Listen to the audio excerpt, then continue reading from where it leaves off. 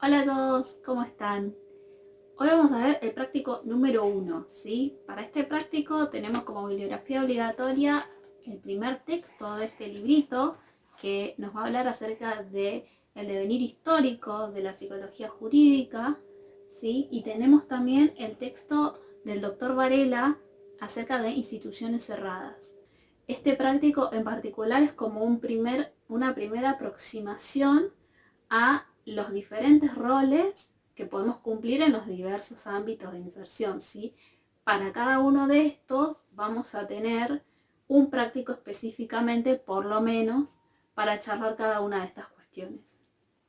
¿Por qué pensamos en psicología jurídica? Porque en realidad el campo jurídico atraviesa a todas nuestras actividades a nivel social, ¿sí? El entramado social necesita de una organización que esté escrita, ¿sí? La psicología no escapa de todo este discurso y siempre que nosotros estemos ejerciendo nuestro rol en cualquiera de estos ámbitos, nos vamos a encontrar atravesados no solamente por la ley del ejercicio profesional de la psicología, sino también por leyes que regulen estos ámbitos o estas actividades específicamente. Pensemos que la psicología forense es una disciplina muy novedosa, ya que en realidad, si bien comenzó a desarrollarse aproximadamente en los años 50, 60, ¿sí? Como auxiliares de los médicos, aparece como una figura, como auxiliar de la justicia y del juez específicamente, luego de la sanción de la ley del ejercicio profesional de la psicología. Es decir, antes el psicólogo realizaba un informe, una pericia, y lo firmaba el médico, no lo firmaba el psicólogo. Y ahora lo podemos firmar nosotros. Esto es fundamental, ¿sí? ¿Por qué? Porque el psicólogo empieza a posicionarse desde otro lugar, ¿sí? Y se comienza a tener en cuenta lo que nosotros podemos aportarle al derecho. ¿Sí? En el ámbito tribunalicio, siempre nuestro rol va a ser el de peritos. Hay diversos tipos de peritos y en esto vamos a ahondar en el práctico número 3, ¿sí? Pero sepan que no es lo mismo cómo vamos a trabajar en cada fuero, ¿sí? Cada fuero define una temática específica. Por ejemplo, en el fuero penal nos vamos a encontrar con víctimas y con agresores. Por ejemplo, ¿sí? Con personas que han cometido un delito y con las personas que son las víctimas de ese delito. ¿Sí? Entonces, ¿cuál va a ser nuestro papel importante dentro de estas pericias? Por ejemplo, si comprende que eso que cometió fue un delito, ¿sí? Sobre esto vamos a tratar un montón, ¿sí? Tanto en teóricos como en prácticos, sobre cuál es la capacidad de una persona para darse cuenta que lo que está cometiendo es un delito. En el fuero civil nos vamos a encontrar generalmente con las temáticas de familia. Hay una distinción entre lo que es la justicia en el ámbito de la ciudad de Buenos Aires y en la provincia de Buenos Aires, ¿sí? En Ciudad de Buenos Aires o en el ámbito nacional, en realidad, nos vamos a encontrar con el fuero civil y en el ámbito de provincia tenemos al fuero civil y al fuero de familia específicamente, ¿sí? ¿Por qué hago esta aclaración?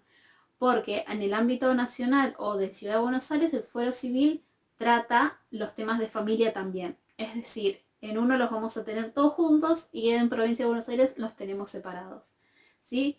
¿Cuáles son estas problemáticas? Bueno, pueden ser divorcios, pueden ser juicios por alimento, pueden ser juicios acerca de la responsabilidad parental, que es lo que hace mucho tiempo se llamaba tenencia, ¿sí? De los hijos.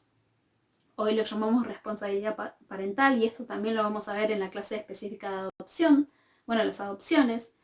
Y también lo que son los juicios de insania, ¿sí? Que se llamaban, que en realidad tiene que ver con la capacidad de las personas. Sobre esto también vamos a tener uno de los últimos prácticos. Finalmente, otro de los fueros en los que los psicólogos solemos trabajar es el fuero del trabajo. Los distintos efectos que dejan en la persona el haber perdido el trabajo, por ejemplo, el haber tenido un accidente laboral, ¿sí? Esto también deja una marca o un daño psíquico y una enfermedad estrictamente asociada a esa actividad laboral. A ver cómo era la relación entre el empleado y el empleador, ¿sí? Por ejemplo, siempre vamos a encontrarnos con accidentes laborales, con ARTs que no quieren cubrir estos accidentes, con despidos injustificados, ¿sí? Nos podemos encontrar con enfermedades, ¿sí?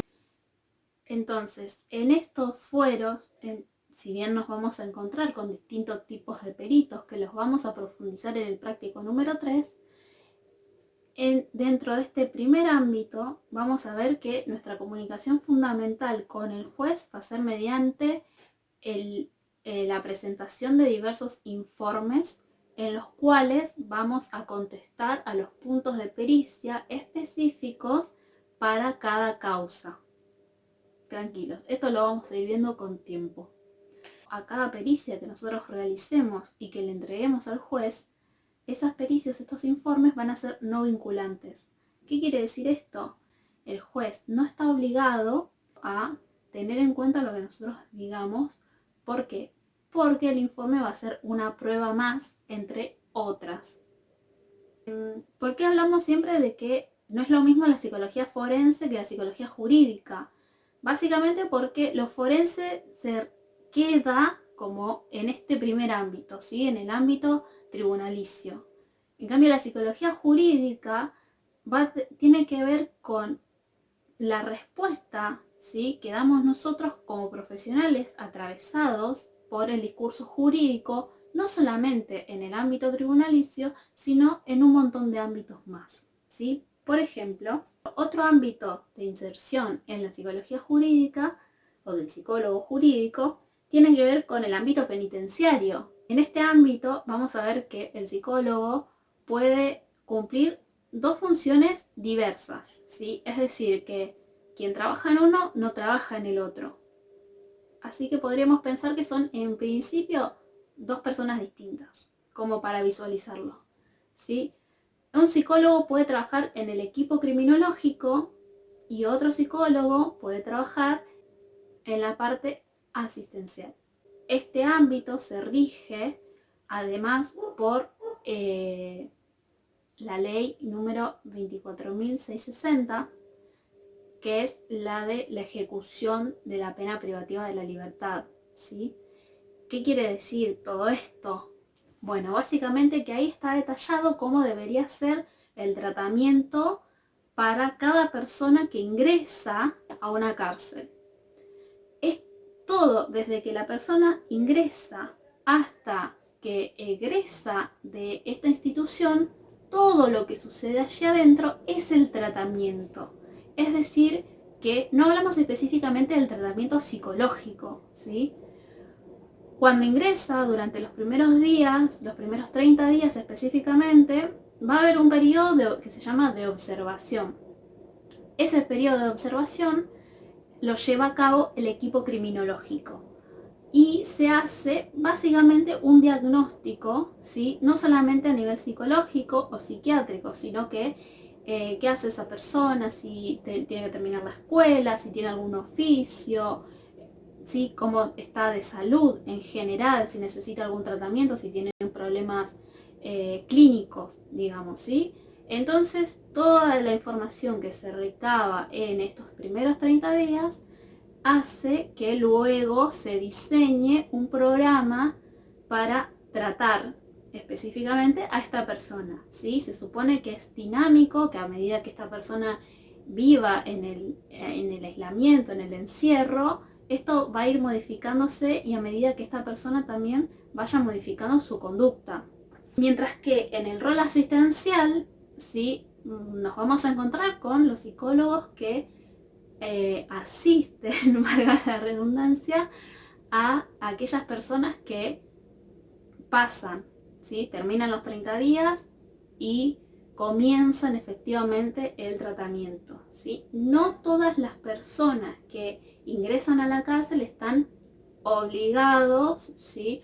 O deben cumplir con un tratamiento psicológico. pero sí, obviamente que sí está dentro del diseño de este programa que tienen que cumplir también una serie de puntajes que eso es lo que él le genera de algún modo el buen comportamiento y más adelante, cumpliendo la condena, las salidas transitorias y un montón de cuestiones que vamos a ir viendo en el práctico correspondiente al ámbito penitenciario. Vamos también con otro ámbito de inserción que puede ser el ámbito de la salud mental o el ámbito hospitalario, ¿sí? Pensemos que tenemos una ley que este año cumple 10 años ya. Siempre decimos la nueva ley de salud mental, pero ya no es tan nueva. En la cual, bueno, uno de los objetivos era terminar con los hospitales monovalentes, ¿no? Y también le da a la psicología como disciplina una jerarquía más parecida a la de los psiquiatras, por ejemplo, ¿sí? Es la que dice que los psicólogos pueden ser jefes de un servicio.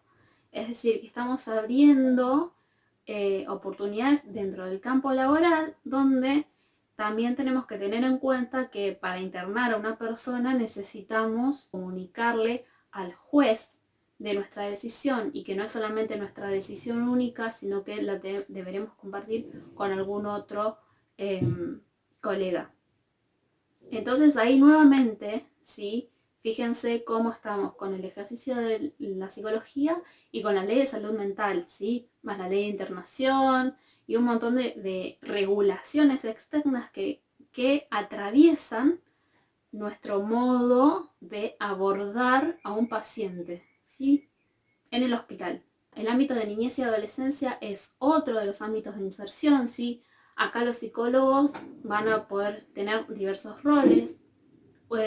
Nos podemos encontrar trabajando en instituciones que tengan que ver con el abordaje de jóvenes o adolescentes, mejor dicho, en conflicto con la ley penal, ¿sí? Son jóvenes que cometen acciones antisociales o degradantes y que, bueno, obviamente hay una separación entre lo que es la cárcel, ¿sí? Para los mayores de 18 años.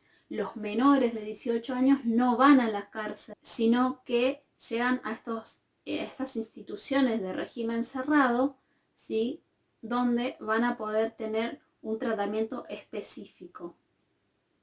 Nos podemos encontrar con niños en situaciones de vulnerabilidad social, de vulnerabilidad socioeconómica, ¿sí? Que hayan sido maltratados o que hayan cometido algún tipo de delito con ellos, ¿sí? La trata de personas, etc. Entonces ahí el abordaje específico del psicólogo puede ser tanto como de tratamiento como de diagnóstico y derivación, por ejemplo. Derivación a otras instituciones, hogares, residencias, o buscar, ¿sí? Dentro de la familia próxima una persona distinta a sus padres o con quien sea que estaba viviendo. Por ejemplo, si nos encontramos con niños que hayan sido vulnerados en sus derechos, ¿sí? Como una de las medidas que podemos tomar va a ser buscar a alguien dentro de su entorno familiar que pueda hacerse cargo, ¿sí? Es decir, si un niño llegó a un punto en donde se vulneró, por ejemplo, su salud física, significa que en ese contexto no podría seguir, ¿sí? Pero siempre vamos a pensar que separar completamente al niño de su familia y llevárselo a un hogar de resguardo va a ser la última alternativa. Luego tenemos al ámbito policial, ¿sí? En este ámbito nos vamos a encontrar trabajando en alguna de las fuerzas, ¿sí? Puede ser la policía, como lo podríamos llegar a pensar incluso en las Fuerzas Armadas o en estos lugares, en el cual vamos a cumplir el rol de evaluar a las personas que van a cumplir la función policial específicamente, por ejemplo, si pueden portar armas, qué tipo de personalidad tienen, pero últimamente también se están creando diversas unidades dentro de cada fuerza, como por ejemplo para tratar la temática de violencia de género, pero específicamente en entre compañeros, digamos, ¿no? Entre miembros de la misma fuerza, pero en el ámbito laboral, ¿sí? Entonces se genera un seguimiento, ¿sí? Tanto de la persona agredida como del agresor. Y bueno, nada, eso repercute, digamos, en los pedidos de ascenso, de cambio de categoría y esas cuestiones, no necesariamente en el afuera o en una relación de pareja, ¿sí? Como se suele pensar. Esto es algo que ha implementado, por ejemplo, la policía aeroportuaria. Finalmente, tenemos el pseudoámbito que le decimos nosotros de la drogadependencia o del consumo problemático de sustancias. Podría pensarse como un ámbito específicamente, ya que hay instituciones que se abocan al trabajo del consumo problemático, ¿sí? Pensemos que también las leyes de salud mental indica que las adicciones son un padecimiento mental y que debería tratarse no como un delito, sino como una enfermedad en hospitales, pero la seguimos llamando un pseudoámbito. ¿Por qué? Porque es una problemática que atraviesa a todos los demás ámbitos, ¿sí? Pensemos en el ámbito tribunalicio, en el fuero penal específicamente, ¿sí? Podríamos encontrar algún crimen asociado al consumo de sustancias. Si lo pensamos en el ámbito penitenciario, bueno, sabemos específicamente que muchas de las personas que terminan en esta situación o dentro de esta institución pueden consumir actualmente o consumieron en algún momento de su vida. Si lo pensamos en el ámbito de niñez y adolescencia, lo mismo, ¿sí? El consumo de sustancias comienza en la pubertad, adolescencia. Si lo pensamos en el ámbito hospitalario, bueno, como ya les dije, el tratamiento de las adicciones o asociado a alguna otra enfermedad que deviene de este consumo.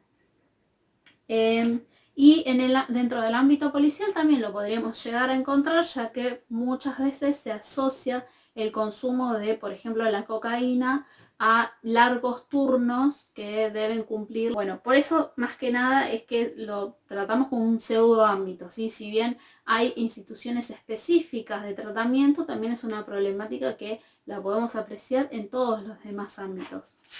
Finalmente, hay una aclaración respecto a estos ámbitos, tienen que ver tanto con, por ejemplo, el ámbito penitenciario, el ámbito hospitalario y el ámbito de niñez y adolescencia, en los cuales nos podemos llegar a encontrar, bueno, en el ámbito penitenciario seguro, pero en los otros dos es probable que nos encontremos con instituciones cerradas. ¿Cuáles son las características de estas instituciones? Bueno, básicamente que son cerradas, ¿por qué? Porque son cerradas, ninguno de nosotros si quiere ingresar a la cárcel va a poder, ¿sí? A menos que cometa un delito, obviamente. Son cerradas a la gente en general, ¿sí? Son alejadas y su función principal se supone que es la de rehabilitar al producto enfermo de la sociedad, ¿sí? Por eso es que están alejadas.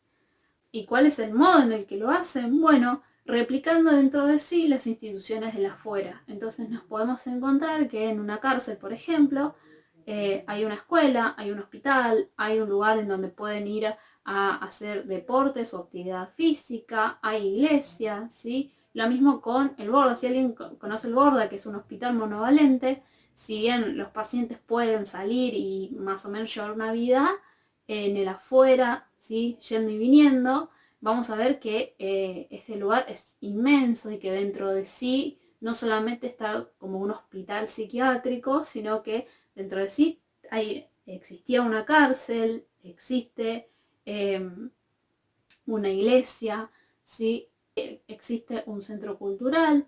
Entonces hay diversas instituciones que se replican dentro del Borda mismo. La semana que viene entonces vamos a seguir pensando junto con Basalia cuál va a ser nuestro rol dentro de estas instituciones, ¿sí? Desde una perspectiva un poco más crítica. Así que los veo la semana que viene.